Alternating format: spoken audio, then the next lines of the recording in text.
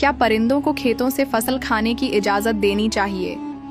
नाजरीन, रसूल सल्लल्लाहु अलैहि वसल्लम ने फरमाया कि जब कोई शख्स दरख्त उगाए या फसल उगाए और परिंदे उस खेत से फसल खाएं तो ये उस शख्स का सदका होगा।